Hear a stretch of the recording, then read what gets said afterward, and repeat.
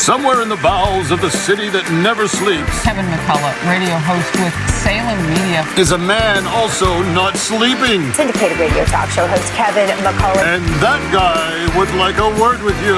Many of you know him as Vostradamus. Of course that Kevin show is going to be great. The only thing that could be greater, of course, would be that Donald show. But we don't have that, so we have that Kevin show.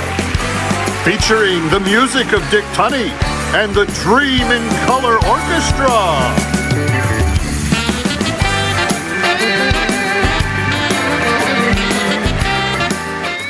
And tonight, we journey to Bethlehem with Fiona Palomo, Milo Manheim, Antonio Banderas, Adam Anders, Stephen Curtis Chapman, and We the Kingdom. Also, Senator Rand Paul, America First's Ashley Hayek, and Assignment Desk Weekend.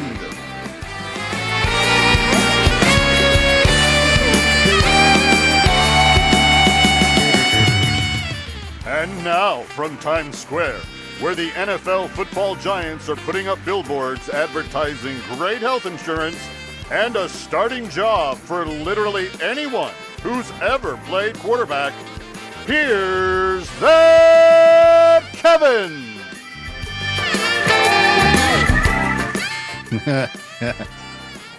Oh, Dave. Yes? Dave. We're going to get in trouble for that one. Well, you know that most of my friends are Giants fans. True. That is not particularly helpful tonight. Yeah. But I tell you what, let's rip the audio off and send it to all of them just in case. Nice. Because the Cowboys do play the Giants this weekend. Great idea.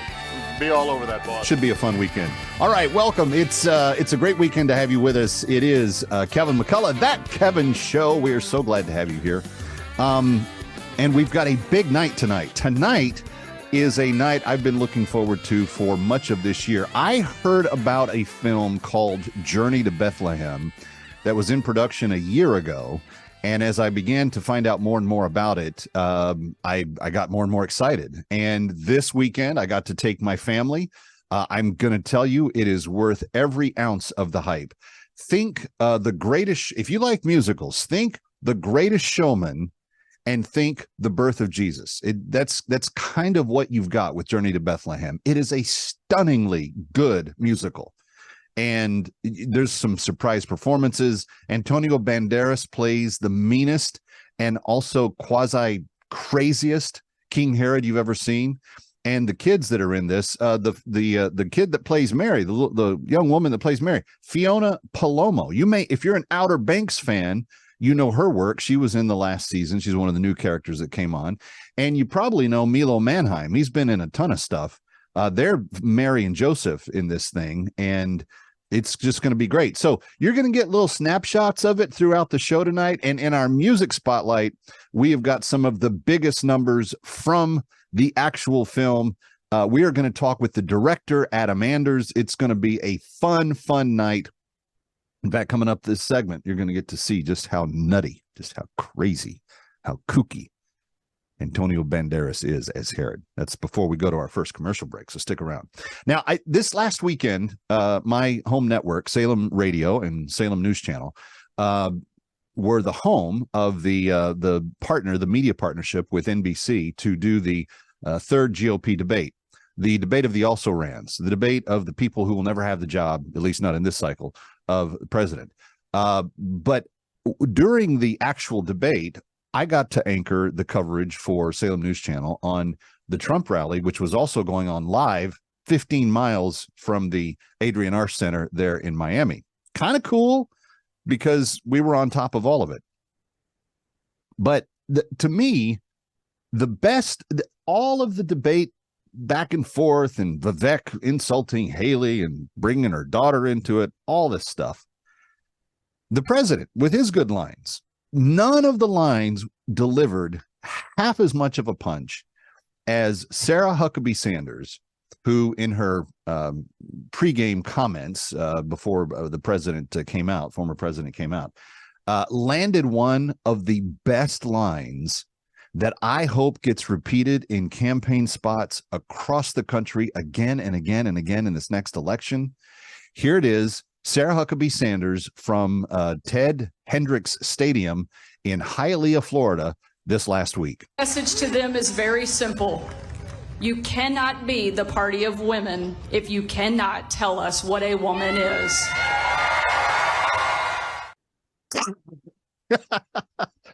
You could just see feminist heads all over the place just going nuts because they can't believe that she got away with that.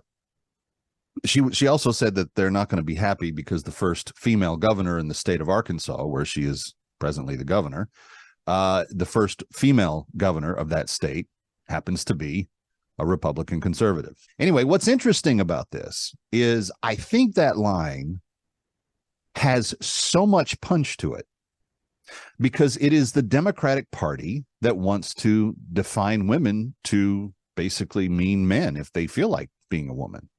So I know it's going to be kind of a bizarro thing for people to get used to this, but how can a party, as Sarah Huckabee Sanders just said, represent and be the party of women when you want to abort them, change their gender, remove all distinctions, and basically tell them that now they have to compete against men in unfair areas of competition all over again when you've spent the last 60 years trying to undo all of that?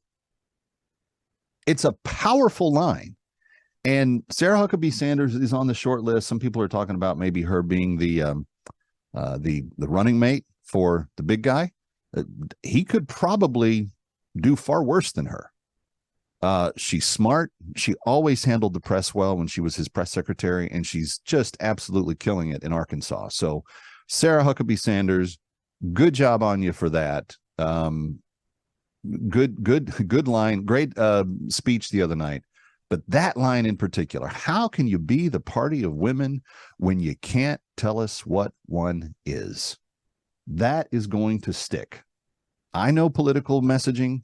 That is one of the best lines that has ever been written, and it is so timely, especially right now. And even if you think about foreign policy, where are the women's rights organizations screaming about the treatment of Israeli women in the attack from Gaza by Hamas? This is a global message. It's not just an American message. And she landed it with the punch and the furor that she needed to give her little Southern drawl and a winsome smile. But man, did she land that plane. How can you be the party of women when you can't tell us what one is? Good stuff. Good stuff. All right. Coming up, Rand Paul's going to be with us. He's got a brand new book out about all of the deception that went on in the COVID era. We're going to talk with him coming up. But our first little peek in on the journey to Bethlehem. Here is Antonio Banderas as King Herod. The character that I play is fun, scary. Oh, wow. The sound. Hatred? Misery? No.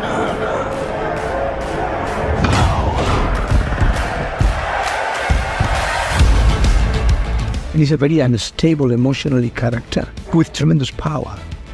When you have a character like that, it makes him a perfect villain. It was an incredible joy seeing Antonio bring this historical character, King Herod, to life with such fun and attitude and a powerful, powerful musical voice that delivers one of the best songs in the movie, It's Good to Be King. It's good to be king and have the absolute authority. Antonio, he just brings it all. It was so much fun to see him in the studio and just bringing this character to life in a sinister way, but also a comical way. Look how the peasants were down to their bone as I see the pie on my velvety throne, pulling the strings on the people below. It's so stinking good to be king. I am a lover of music, and I think I am an actor because of musicals. And in fact, I own a theater. I am doing more musicals than traditional theater. It can just take us to emotion in a faster track. Herod was a cruel man and didn't respect human life. Those men are looking for you. Herod must know of the prophecy. He wants my child. You know, there is only one character actually that is going to be triumphant out of this story, and that is the little baby. He took this story and just owned it and loved it and poured himself into playing this evil King Herod. And he does it, I think, in a singular way that we've never seen. I think people are going to love it.